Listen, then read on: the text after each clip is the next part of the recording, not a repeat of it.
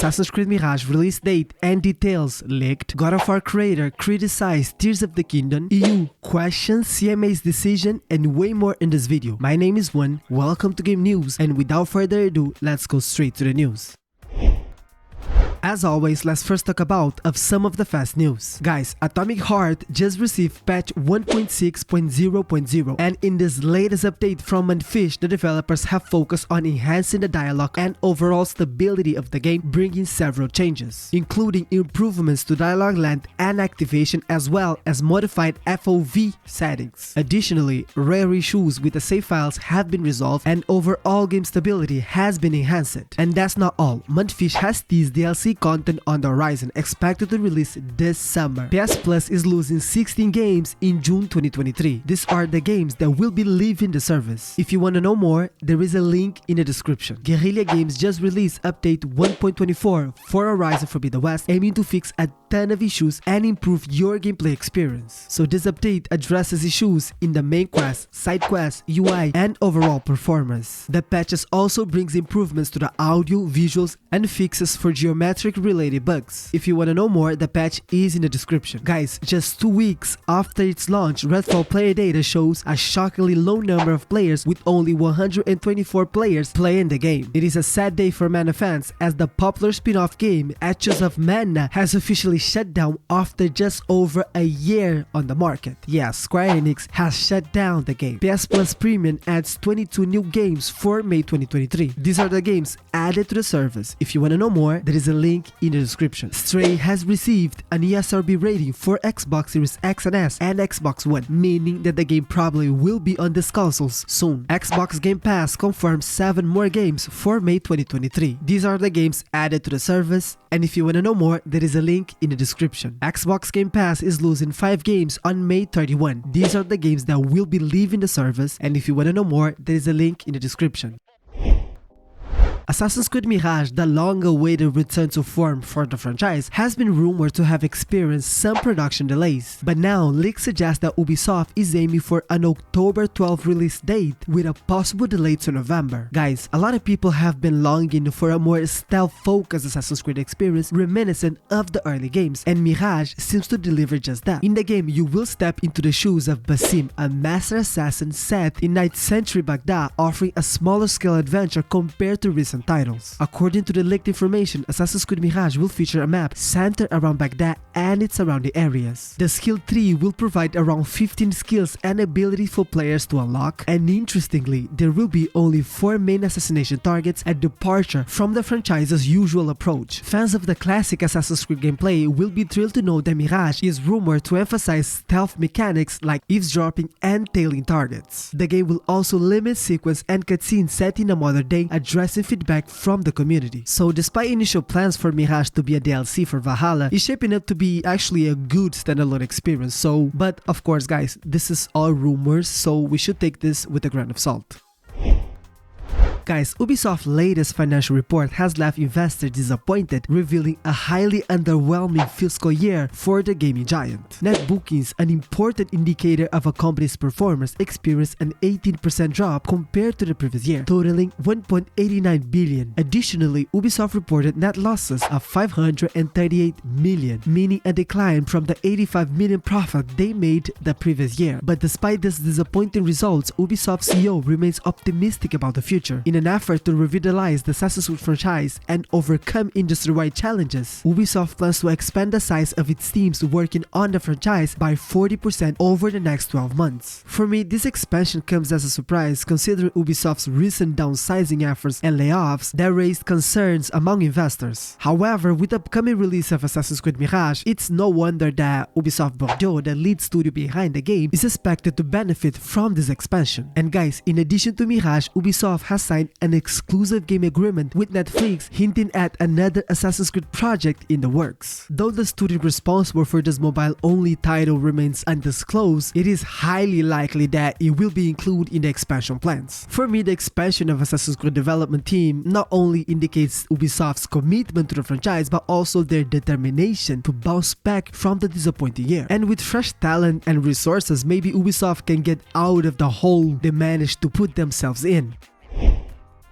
The Legend of Zelda Tears of the Kingdom recently hit the shelves, captivating a lot of people with its vast open world and engaging gameplay. However, according to the game's producer Eiji Aonuma, this may not be the last time we experience an open world Zelda game. Guys, in a recent interview with Game Informer, Aonuma shared his thoughts on the development of Tears of the Kingdom and the future direction of the Zelda franchise. He highlighted how Breath of the Wild revolutionized the series, much like Ocarina of Time did back in 1988 when it transitioned from 2D to 3D. Aonuma expressed his belief that Breath of the Wild and Tears of the Kingdom have established a new format for the series, one that allows for greater player freedom and exploration. While he stopped short of confirming another Breath of the Wild sequel or additional open world Zelda games, his comments strongly hint at Nintendo's interest in this evolving gameplay style. Guys, considering Aonuma's extensive involvement in past Zelda titles and his influence as the producer, his confidence in the open world format raises speculations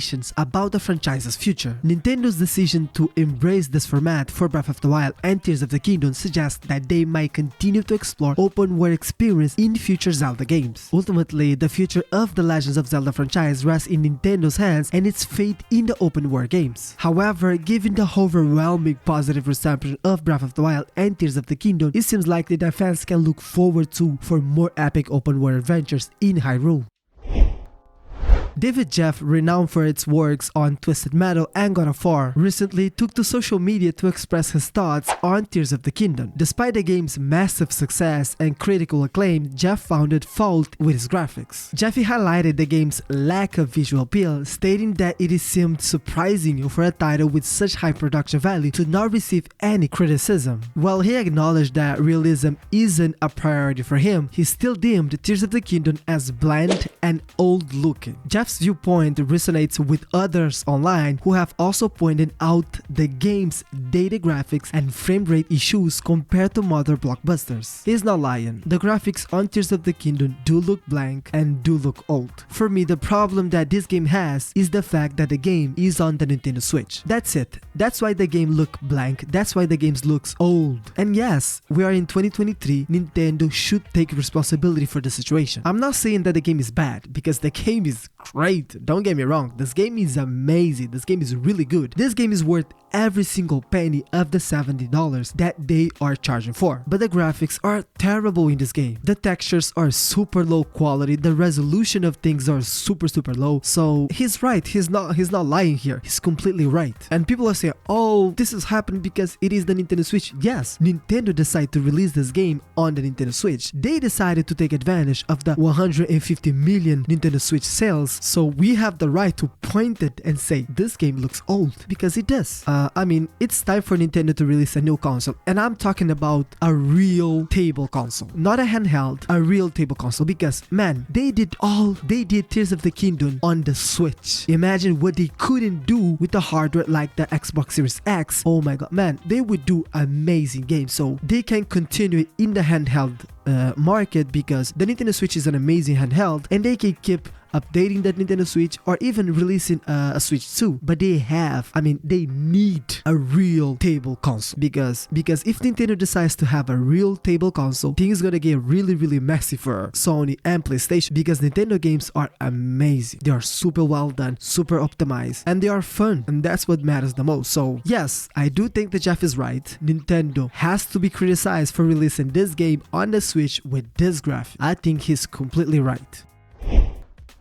Guys, Blizzard has effectively cancelled the Overwatch 2 campaign co-op PvE mode that was first showcased at the BlizzCon 2019. So, when Overwatch 2 was unveiled, the campaign co-op mode stood out as a major attraction, promising thrilling gameplay and character-specific progression systems. But unfortunately, the mode received minimal updates and attention during the game's early access launch, which left a lot of people worried about the fate of the campaign mode. And now, it's been confirmed that Blizzard has scrapped the hero mode, talents, and power progression system altogether. In an interview with GameSpot, Overwatch game director explained that while story missions will still be part of the game, they won't come close to the original grand vision. He stated that the focus is now on delivering a compelling narrative experience rather than an open-ended hero mode. While this news is disheartening, Blizzard did unveil the new Overwatch 2 roadmap, giving us a glimpse of what's to come. Season 6 will introduce story missions featuring heroes such as Lucio, Tracer, Reinhardt, Bridget, and May. Additionally, a new superhero will make their debut in Season 6, although details are scarce at the moment. In the meantime, Overwatch 2 is still in Season 4, and Season 5 is set to bring back the On Fire feature and a limited time event called Quest Watch. The annual Summer Games event will also return during Season 5, although specifics are yet to be revealed. While there is plenty to look forward to, it is undenied that the cancellation of the PvE campaign co-op mode is a major disappointment. Blizzard...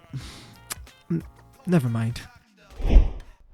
Microsoft's journey to acquire Activision Blizzard has hit numerous obstacles, with FTC and now the UK CMA posing challenges. The FTC's concern over competition led to the deal being blocked, but Microsoft remains optimistic about winning the legal battle, specifically after receiving approval from the European Union. However, the CMA's recent decision to block the acquisition highlighted a more significant hurdle for Microsoft. The CMA cited concerns about the future of the cloud gaming market, making it difficult for Microsoft to find a solution that satisfies their requirements. And because of the situation, a lot of people think that Microsoft should consider a drastic measure, refusing to sell Activision games in the UK. And because of these comments during an interview with CNBC TV, Microsoft CEO Satya Nadella was asked about the possibility of excluding the UK market. And Nadella's response was, "Let's wait for it all to play out." And a lot of people are saying that this response was ambiguous and that it raises questions about Microsoft's intention, which may be leaving the door open to ending Activision Blizzard release of games in the UK. While this outcome for me seems unlikely due to the UK's significance in the gaming industry, it is plausible that the CMA might succumb to the pressure if FTC approves the deal. Microsoft could also offer concessions to address the CMA's concerns, attempting to secure the acquisition. The possibility of UK players losing access to popular titles like Call of Duty to me does not seem like a good option and should not be on the table, because this scenario represents a worst case situation for both Microsoft and Activision Blizzard, and especially the players. The impact on the UK gaming market would be substantial, but of course it remains to be seen how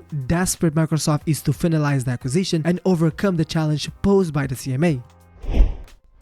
Guys, the EU officially suggested that the CMA may have exaggerated Microsoft's position in the cloud gaming market. The CMA's report claimed that Microsoft accounted for an estimated of 60 to 70% of the global cloud gaming service. However, it seems that CMA included all Xbox Game Pass subscribers in this calculation, which could be an inaccurate representation. Xbox Game Pass offers a range of benefits to subscribers, including access to a selection of games, discounts, and the ability to stream games using Xbox Cloud Gaming. The CMA's analysis did not consider that many subscribers utilize the service for free games and sales, not necessarily for cloud gaming. The EU officially argued that cloud gaming should be seen as a segment to the overall gaming market rather than a separate market itself. Guys, as I said a lot of times here, while cloud gaming may have the potential for growth in the future, it has not yet established a solid presence in the current gaming landscape, as seen with the shutdown of Google Stadia and the niche position of Nvidia's GeForce Now. Microsoft, aware of its dominant position in cloud gaming, had already started partnering with third-party cloud gaming platforms before the CMA's decision. It remains uncertain how CMA's choice will impact both acquisition and Microsoft pending cloud gaming partnerships.